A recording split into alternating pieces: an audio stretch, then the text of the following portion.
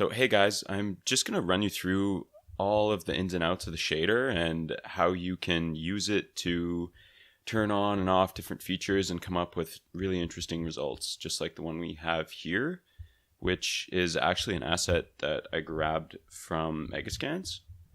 If you guys haven't checked it out, go take a look. They have some pretty amazing stuff in there. Okay, so what I'm going to do, I'm just going to navigate to Master Materials here. And I'm going to right click Prop Detail ZApp Master. That's my master shader. Right click it, say Create Material Instance. And I'm just going to create Rock Test 02. Name it whatever you want. Let's open that up. And then I'm going to go to my textures folder for my rock. And I'm just going to quickly plug in my textures. So diffuse goes here, normal map goes here, and channel mask goes here. So for those of you that aren't aware, channel mask texture is just a compilation of all of my different textures that go with my rock. So for this example, I've put the roughness into the red channel, the height into the green, and the AO into the blue. So I'm going to have a little other tutorial that shows you guys how to do that. If you're not aware, there's a bunch of different ways, super easy. So now that we have that, I'm just going to go over a few of the different settings that we actually have in here. And actually, I'm also going to put my new material that we just created onto my mesh. So you can see it. It's Megascans. It's really nice as usual, but this is actually a really big rock, so we're just going to see what we can do to make it look pretty nice up close, because you can see like this is actually a 2048 texture, and with big meshes, they tend to really break down quite quickly unless you have detail maps on them. So let me just start with going through the shader really quick, and then we'll throw some detail maps and I'll outline each feature. First, just a little explanation of the shader. We have our base layer, our mid layer, and then our top layer. So I want you to think of it almost like, say like the way that nature is set up, right? Like your base layer would be like your very bottom layer, your middle layer would go on top of your base layer, and then your top layer goes on top of both of them. So in here, let's just go through some of the base layer stuff. We have a bunch of different settings. Let's go over the channel mask here. You can see that based off my naming convention of my channel mask texture, it's RHAO, so roughness, height, AO. And the order that I've put them in there just gives me some feedback as to like what channel is what texture. So roughness is in red, height is in green, and AO is in blue. So I've created some of these little parameters in here that you can change which channel they are depending on how you've set them up inside of your channel mask. But by default, they work for me, so we don't have to change those for now.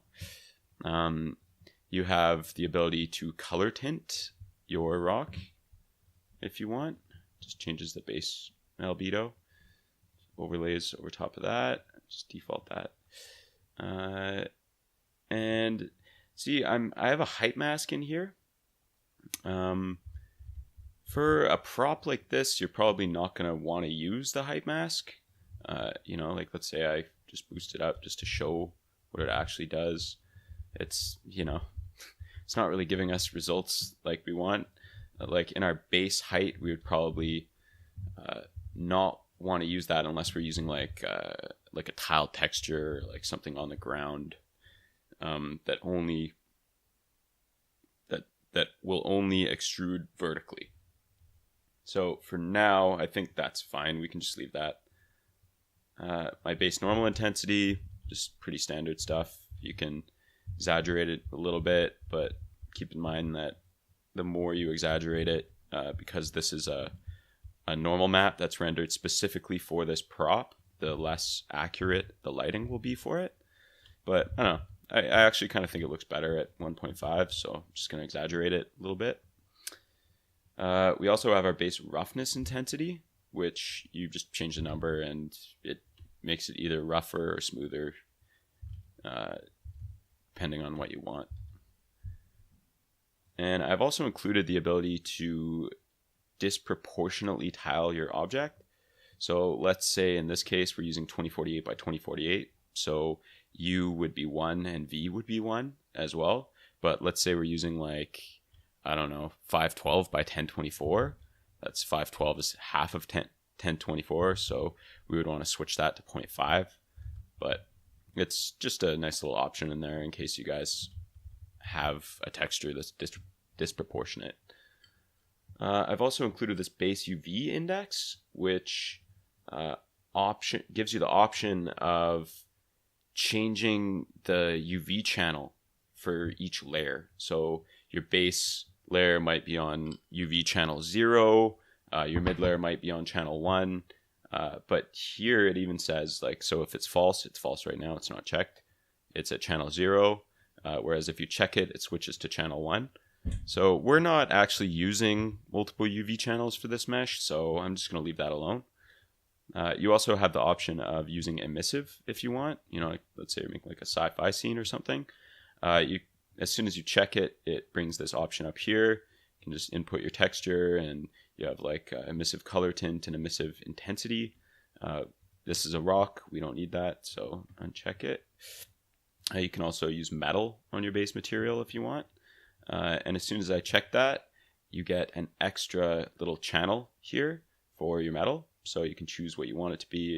If you want to put it in alpha, it's all optional. You can turn it off or on. And, you know, this world space chords, you wouldn't want them on something like this because it's a uniquely unwrapped prop with a unique texture. So you wouldn't really need it, but just for example purposes, just turn it on. It'll take a second to compile. And yeah, it kind of looks like crap right now. But as soon as I do that, where's my UVs? As soon as I do that, it gives me it changes my UV settings here and turns on this base UV tiling world space. So I can just change that to whatever I want. The bigger the number, the smaller the UVs. Wait, does that make sense? Yeah, the bigger the number, the smaller the UVs. So if you're making like a massive vista mountain or something, you'd want like a pretty big number.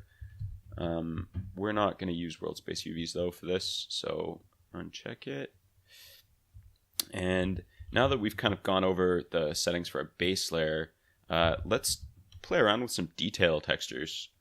So detail textures are just textures that that really exaggerate the up close details, and they can add a ton of detail, and you see them in games like God of War, all the big AAA games. If they have like next level art, that's what they use. They use detail normals, detail roughness, detail AO, and then they combine them all with the base texture. So yeah, for like a really, really big prop, let's say this was scaled up by like 5 times, I would be playing around with my detail textures so that even when you're up close to the object, it still looks good. But so let's go plug in one of our textures here. See if I can find one. So I'm just going to start with normal. Plug that in. And it's not really doing that much right now, but I'm just going to play with the detail normal intensity here just to show you. So if I put it to 0, you just get this extra layer of visual fidelity that really breaks up those large forms on your shape.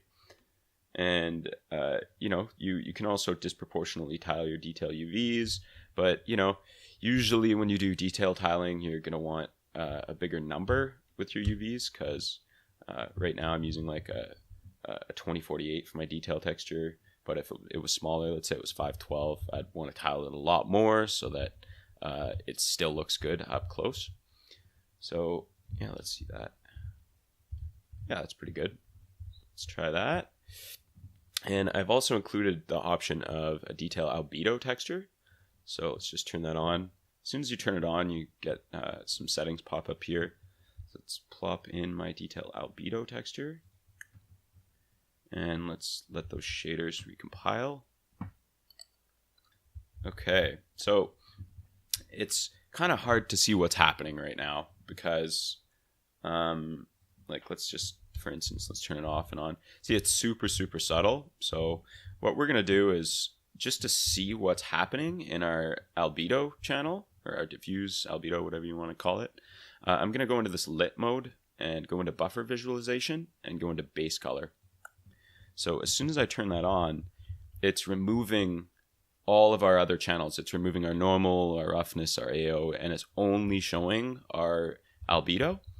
So when I go to albedo visibility here, I'm just going to turn that off. So now you can actually see kind of a little bit more what's happening. So what I'm going to do is, and actually maybe I should just explain, the way that it's actually blending these two textures together is with overlay. So it's actually overlaying my detail albedo over top of my base albedo. And what overlay does is it takes all of your values in your texture and it takes your medium grays. So say like this type of stuff in here, anything that's at like 127 out of the 255 on the value scale. And all those values that are medium gray become invisible. So you actually won't see them when they're blended over top. But when you get like the darks or the lights, they'll actually show up. So what I'm actually going to do is I'm just going to add a little bit of contrast into this, just so you get a little bit more visibility. Just going to save that, close it, and let's see what's going on in here. So turn it off, turn it on. It's still really, really subtle. So I'm just going to change my albedo visibility to 2. And you can see it's coming in a little bit more now. So you're able to see a lot of those shapes a lot more. And yeah, I'm kind of liking that. But sometimes what'll happen, depending on the values of your detail texture, it might not blend super well. So what I've done is I've included this detail albedo brighten, which it basically just brightens your albedo texture so that it can blend properly over top of your base albedo. So I usually find like a value of like 0.3 is pretty good. So let's go with that. And I'm just going to switch to lit mode again. So, and let's see what's going on if I turn it off again. Okay, that's cool. So we have like a little bit more color variation across our entire mesh now, which I think it needed it. So now that we have that, I'm going to actually enable this detail channel mask texture so that we can get AO and roughness from our details overlaid over top. So let's turn that on. And as soon as I get that, this channel mask texture pops up. Let's plop that in there. And let's make sure that the channels make sense. So roughness is in red. So roughness, red. And my AO is in green because it's last, right? So green, so that's good. And just to see what's happening with the roughness, I'm going to go back into my buffer and I'm going to check roughness. So you could see it's, you know, it's not really giving me a good value. There isn't really any contrast in it. So what I'm going to do is scroll down here, and when I enabled my channel mask, it popped up this detail roughness, or these detail roughness settings down here. And let's see if I can play around with those a little bit. Oops. Just to get something that works a bit more for me. Okay, so, you know, our roughness of both of our rock textures is quite bright because rocks tend to be really, really rough. So what we need to do is I'm actually going to go into my roughness of my base texture, and I'm just going to tweak that a little bit. So the higher it goes, the more contrast it has, and that just, you know, it allows us to see our roughness just a touch more than we could see it before. I think maybe that's a bit much, maybe like 3.5. Let's try that. And then now that my base roughness has been neutralized a little bit, so we can see the values in it, I'm going to go up here to my detail roughness visibility, and it's not doing anything.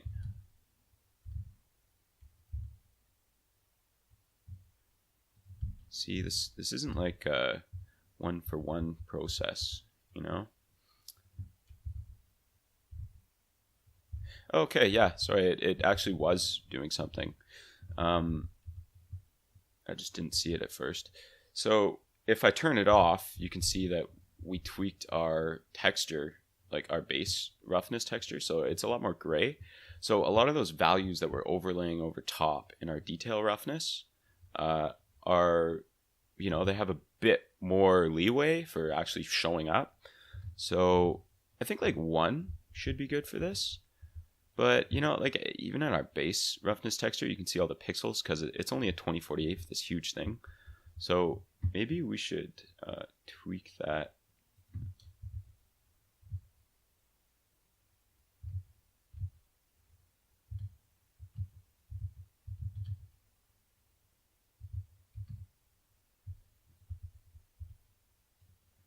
.75. I don't know. Maybe something like that.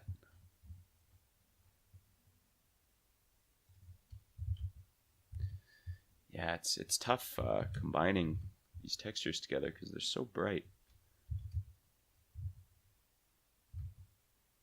So do you know what? I'm gonna up that to 2 actually, which makes it really, really stand out.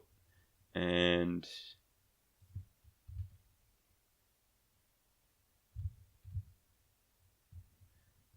as soon as I exaggerate some of those values in here, it's a bit finicky. You just have to play with it until you have something that shows off some of the contrast that you really needed for your details to stick out. So take a look at that.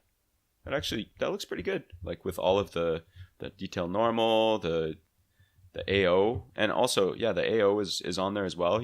There's no settings for it. You don't have to change it because AO naturally just gets multiplied one over the other. So you can see it, all these little details here. That's my detail AO combining with the big forms of my base AO. So yeah, that's looking pretty good. Pretty happy with that. So I'm actually going to go over the mid layer in a little bit, but for now, let's jump to the top. So my top layer, you would use it for, you know, things like snow or anything that you want to procedurally blend on top of something else. So if I want to turn on my top layer, I have to check this Z up enabled. So let's turn that on. As soon as we turn it on, we get all these settings in here for top layer. So let's allow that shader to compile for a second. And you can see it pops in by default with a white texture, just so you can see what's happening. And the way it works is it's entirely based off of the angle of the normals on your mesh. So if I rotate it up when it's facing the sky, that means that it actually gets a lot more snow on it. So we haven't actually input any textures into it, so it's just white right now and doesn't really look too good. But let's get started and plug in some of these snow diffuse channel mask and normal textures. Okay, so it's okay. It's not blowing my mind, but it's a decent first pass. And you can see that the way that the snow is actually blending in is it's purely based off of the normal map of the base layer and the detail layer combined. So even all those tiny little flecks in your detail texture, they're actually catching snow, which is really, really nice. So I think a lot of the settings in the top layer are the exact same as the base layer. So I don't think I'm really going to have to do too much, but maybe I'm going to take a look at the roughness. And, you know, it's like pure kind of white. I think that, maybe it could use a little, be a little bit darker. So let's go here, top layer roughness intensity, say 2, 3, something like that. So it's not too much of a difference, but that's okay. And let's try this normal intensity. Is it going to do anything? 1.5. I think the snow normal is pretty basic. But you can actually see that, all of the textures here are quite complex with their detail, and then the snow isn't really. It's not tiled enough. So I'm just going to go over here and I'm going to enable my UVs for my top layer, and I'm going to put them at, say, 3 and 3. Okay, that's cool. So it's a lot crisper. It feels a lot nicer than it did before. And what we're going to do now is we're just going to play around with the height of it. Because, sometimes you're going to want things to seem like they have deeper snow on them. Let's just put it at 10 for now. It's not crazy or anything. But, you can go crazy with these values. Oh, it's a tessellation issue. You can go crazy with these issues, but you don't really need to. And you can actually see the tessellation fading on it when I get close. So let's speak about that a little bit. So now if I go up to my tessellation settings, you can actually see I've included a setting so that it procedurally tessellates when you get closer to it. See that? But it's quite intense right now, so it doesn't really show up until you're really close to it. You can see it popping in and out right there. So what we're going to do is we're going to change this fade length. And what the fade length controls is the distance at which it tessellates. So I'm just going to bump that up to, say, 3,000 maybe. So now you can see the tessellation across our mesh. But you got to keep in mind, the higher this number, the more polys are going to be rendering on your screen. So just be really careful. And what these values control, so far tessellation, that's how much extrusion you have when you're far from your object. So I usually just leave it at 0. You don't want your object kind of popping out and getting extruded when it doesn't have any polys to back it up. So I'd leave that at 0. Near tessellation, leave it at 1. And what the offset does is it actually just offsets this number in fade length. So let's say it starts fading at 3,000 units and it goes directly to the pivot point of your camera. That's the fade length. But the offset, you can bump it to say 300. So now it will only actually start lowering the amount of polygons 300 units further away from the camera. So it's kind of hard to explain. It just helps smooth the transition between having tessellation and not. But I don't know, we don't really need it. I would just leave it for now. Most of these settings, I just wouldn't even play around with them. And one thing, actually a few things that I really wanted to go over is you have a few settings inside of this Z-up slope blending that I've included. So right now I kind of feel like my snow is, it looks really deep. So I think it looks a bit too deep. So actually, before I go further, I'm just going to lower that. It doesn't, you don't want to get all that weirdness when you extrude stuff too much. So even 5, I'd probably put it at 3, 2. But let's go down here. I've included this option for base normal visibility on top layer. So what that actually does is it's going to take my normal map from my rock and it's going to put it onto my snow. So let's just turn that on, just put it to 1. So what's happening is it's taking all of my normal information down here and putting it on top onto my snow. So you can see it kind of looks like crap right now. And the reason why it looks crap is because it's taking my detail normal with my base normal and combining them and putting it on the top. So what I want is I just want the base rock. I don't want my rock detail normal in there. So I'm actually going to go up to my detail area, and I've included a little thing here, remove detail normal from Z up. So if I check that, let the shaders compile, that'll remove all of my detail normals from my snow. Okay, so that's a lot less noisy. I think it's a good start. But let's go take a look at my base normal visibility on top layer once again.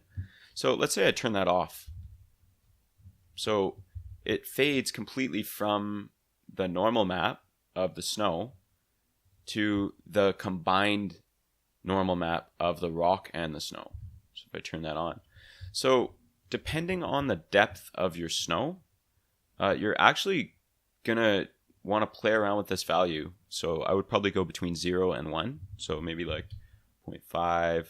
It just gives you that extra kind of push that it needs. Like if I turn it off, it just feels really flat. I don't like that. So I'm just going to get some of those rock normals in there, and I think it feels a lot better than it did.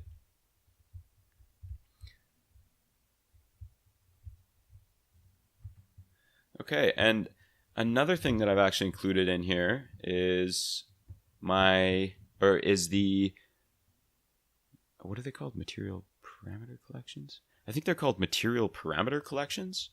And what these do is they're just number values that control settings inside of all of our shaders. So like, let's say you have 30 of these rocks all over the world, and let's say they're all using different materials, right? So let's pretend that this is a different rock. And so yeah, let's just pretend that you have 30 different rocks with 30 different materials on them, and they all have snow on top of them.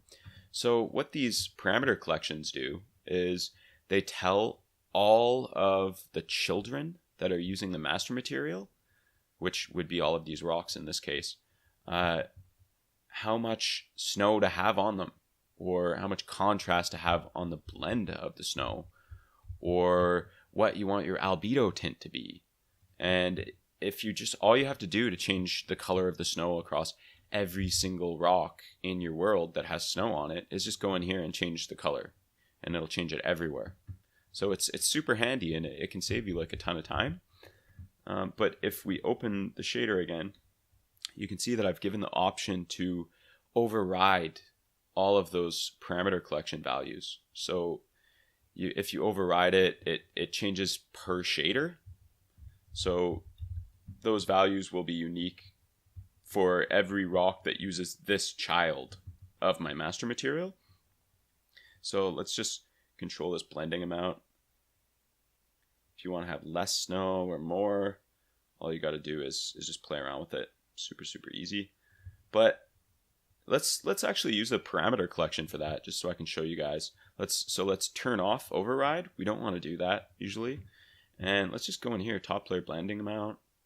If I change that, see, all of my rocks that use that will change with this number value. So it's really great for like if you wanted to remove snow from your entire level, or let's say you've set up a blueprint where it starts snowing, and then the snow gradually covers more and more of the objects as it gets more intense. It's really easy to just set it up with that single value right there. And also in those values, we have override global blend contrast, which it's just the contrast of the mask between the base layer and the top layer. So if I change that to 10, you get harder values. Just say like 1, 2, 3, 4. So you kind of have to find like a healthy in between. Like if you want softer values, you have lower contrast. If you want really kind of nice, like defined shapes, have higher contrast, and then you just fiddle with the blending as you go along. So now let's say we want to get rid of some of our snow. Because, sometimes if you have a gameplay path or whatnot, you're going to want to remove some of that stuff so that you can see the actual path or see the rock underneath for whatever reason. So what we're gonna do is we're gonna open up our paint tool. It should just be in modes right here. And if we switch to our red channel, and you know, you can change the brush settings however you want. I just made it strength 0.1, radius 50. If I hold shift, I'm actually just going to paint out the snow. So it's super, super easy. Like, you can just remove that wherever you want. Just gives you the added option just so that you have a little bit more control over what happens with your mesh instead of just it always being procedural snow all over the place depending on the angle of your normal. Okay guys, so just in the interest of showing you guys how to use the mid layer, I've just created this extra material, which, you know, it's just a tile texture. It makes more sense for the demo. So I just plop that on there using all the stuff I already showed you guys. But let's say you want to enable your mid layer in your material. Just scroll to the bottom, enable mid layer, make sure it's checked. Go up here, put in all of your, down here. Put in all of your textures. So diffuse, channel mask, normal. Make sure that all of your channel mask channels make sense in here.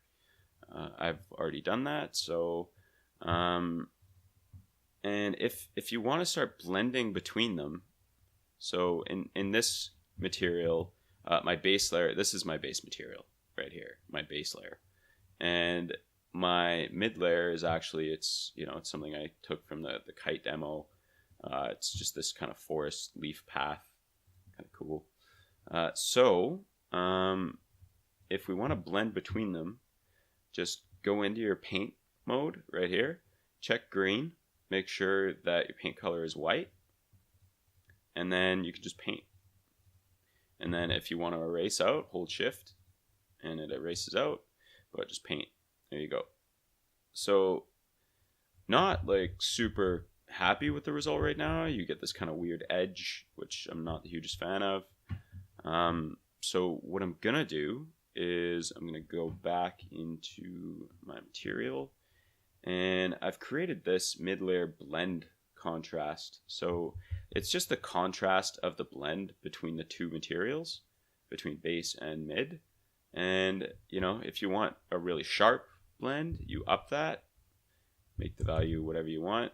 100 is ridiculous, but I had it it's set at 4 by default, but in a situation like this, I actually want less contrast so that there isn't such a massive difference between the two of them, and it doesn't create that line. So I'm just going to switch it to 0, and you can see it just kind of averages out the blend between the materials, which is actually really, really nice. Yeah, so I'm pretty happy with that. I think that looks pretty good.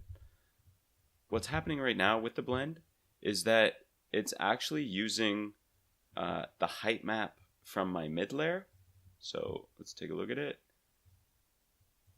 It's using the height map from my mid layer as a mask to show where the blend will happen. So that's why you get like kind of these nice little divots in between that follow the texture. But let's say we want to use the height map from the base layer, so this really intense rock, as the mask to blend. I've included an option in here for that. So if you're in your mid layer, you just scroll down, say use blend mask from base material. So let's turn that on. Allow the shader to recompile. So let's say I actually want to use the height mask or any mask that I have from this rock channel mask texture to actually blend in this stuff in my mid layer instead of using the mid layer blend mask texture. All we have to do is go into our mid layer and hit use blend mask from base material. Just turn that on.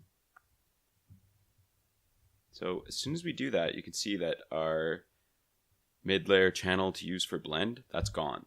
So now we actually have to go up to our base channel for blend mask. You can see it's all in here, and we choose which channel we want. So if we want our height, we know that it's in our B channel. So I'm actually just going to change that to B.